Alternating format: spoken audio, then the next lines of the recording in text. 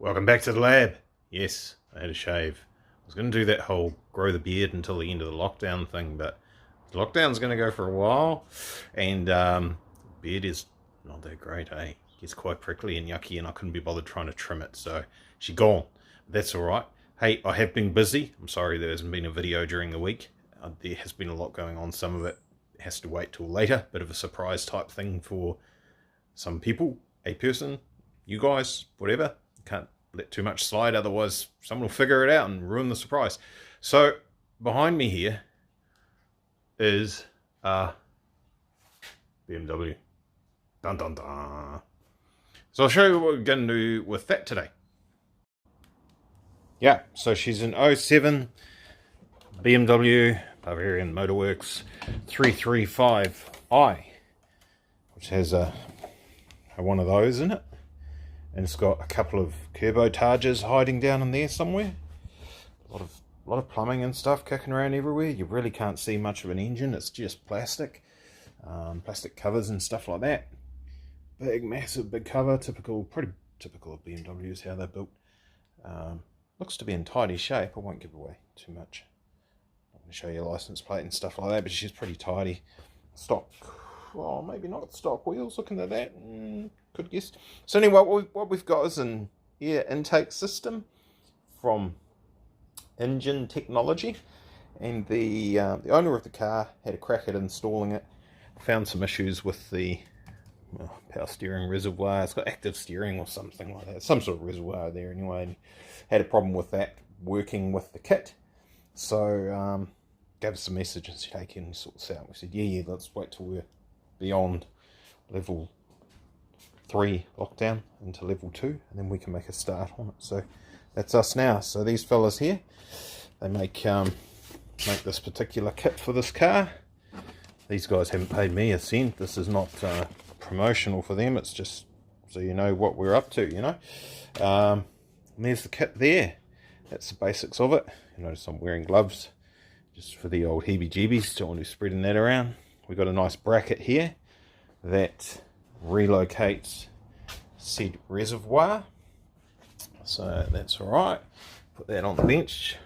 That's one of the first things we need to focus on.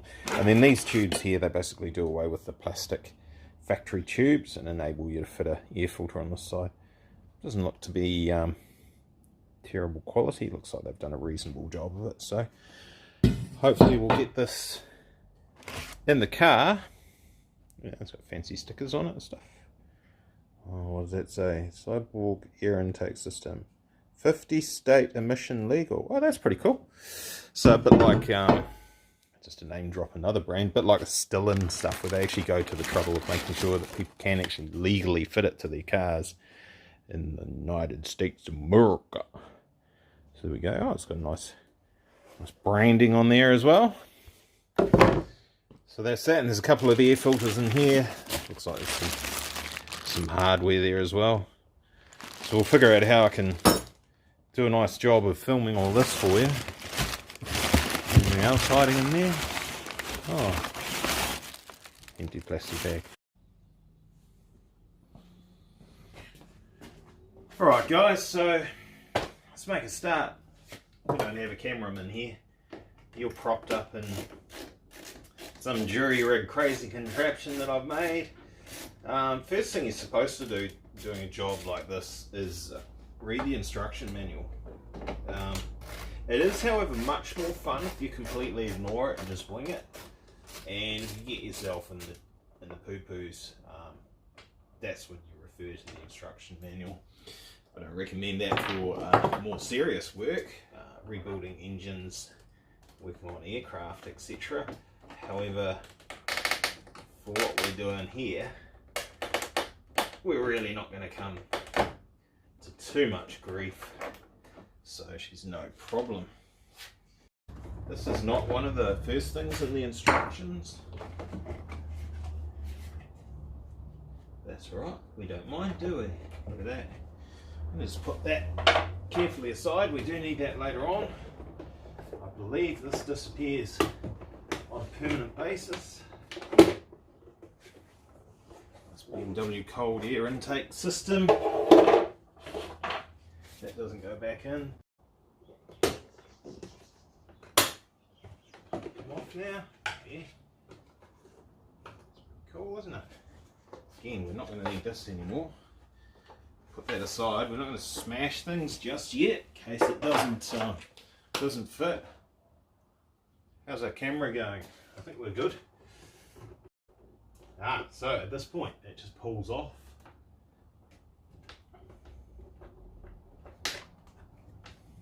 Always have a look. Always have a look before getting cranky with it.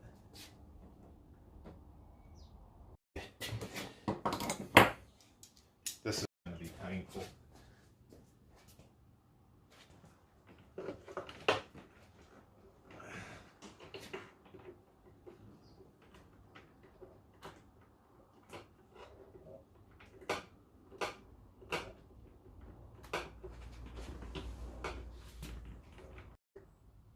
This is where the facial expressions are very important.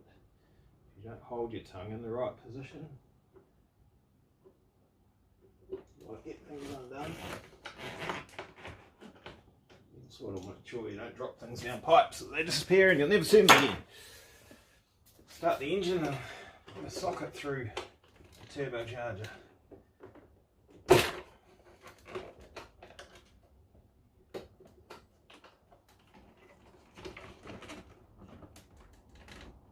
So they're the same mounts at the back.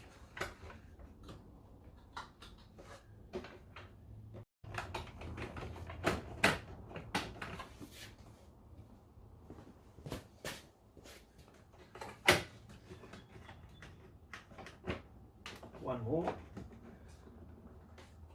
we're a little bit hooked on something. Okay.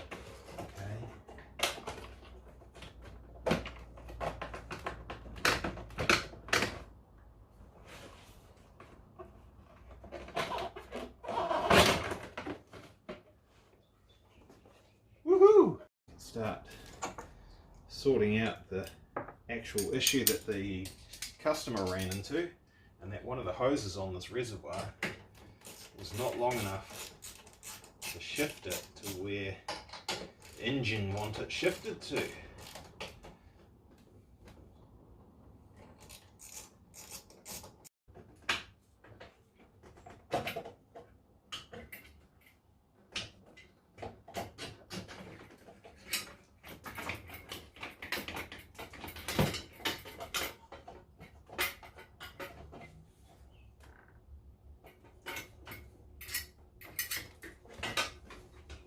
Little siren to take off there.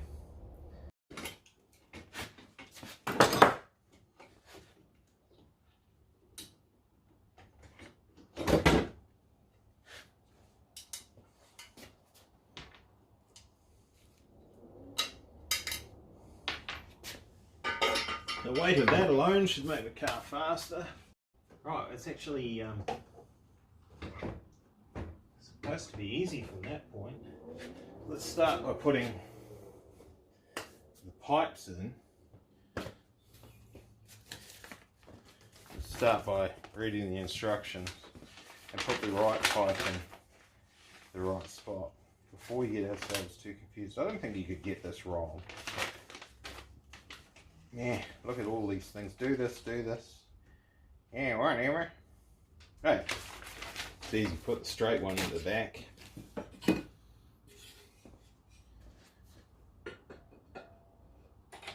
He goes there. Oh, look, it must go onto there, I reckon. Something like that. That's going to work. Those will clip onto those. That one's easy. The other one.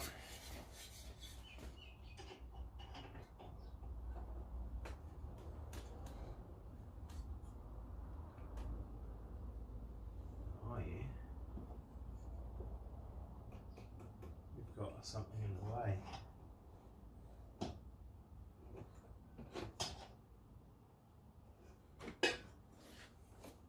Let me pause and read some instructions.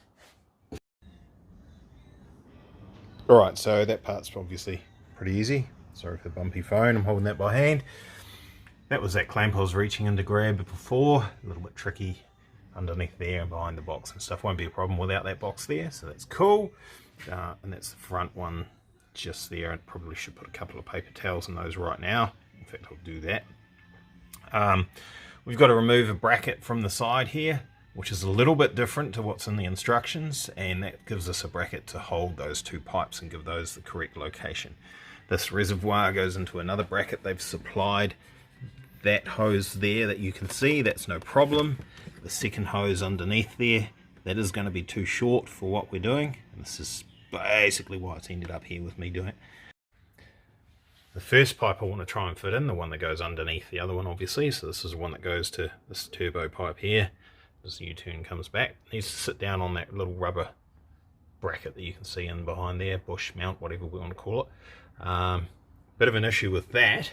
This is aftermarket boost pipe here. It's got quite large silicon couplers, etc., which has lifted up those recirc valves or blow-off valves, whatever you want to call them, and preventing this from sitting down where it needs to be. So we've got to pull more things to pieces before we can put things back together. Good chance that whole pipe has to come out. The fitting that's in here is going to have to be shortened right up, so we can shorten the silicon tube right up and get this blow-off valve, recirc valve down a lot lower and make this pipe fit where it's supposed to go. Fun and games. Okay, so that bit there's going to work. That would be alright. Alright, so I spoke with the owner, and we've decided that, yeah, our issues are coming from this charge pipe. And it's the silicon coupler there that's causing those recirc valves to sit a lot higher. Already said that 3 times now, I think, but that's the guts of it. If we mount that considerably higher like that, we'd possibly get away with it. And the owner's actually forwarded through a couple of photos from someone else who's had the same car with the same kit, and they mounted it up like that, and that does work. So I'm just going to take that charge pipe out, fettle with those couplings a little bit at the bottom there and get those as short as we can possibly get them, and see where we end up. I think it'll probably work, and we'll just get this done. I'm going to take a bit of a hit on the time on the job just to get it done for the customer, keep him happy. I don't like being beaten by things, and sucks for him to buy a kit and then it just doesn't work and he'll never be able to sell it. So I'll carry on. We'll just get it done. Get her done. So, not knocking anything anyone else has done, but this is the fitting that we've got at the front there, on that front return valve that's causing all the grief, sitting too high. You really don't need quite that much material there. You can see we can shift that bead down a long way, 5, maybe even 10 millimeters from where we are, which will make all the difference with fitting that air filter intake pipe. Of course, once we've done that, we can take some length out of this silicon hose. We can chop a little bit off the end of that blow-off valve as well and take some more out of it. We should be able to get like 15 millimeters extra room here, which is probably all we need to make things work. So I'm going to crack on with that. Now with the angle grinder. Better. Heaps better. I better do this other one too, eh? It'd be foolish not to. That's going just heaps. Still plenty of room to get a hose clamp onto the silicon hose underneath here. It's not going to cause any issues. It's perfect, in fact. Yay. Hopefully that helps. Okay, so there we go. That charge pipe's been out. Those 2 stubs for the recirc valves have been cut down shorter. The front recirc valve, the stub on that's been cut down shorter, and both silicon hoses. You can see the one on the back sits a little bit higher than the silicon hose. That's the tail on the recirc valve hitting the tail on the boost pipe.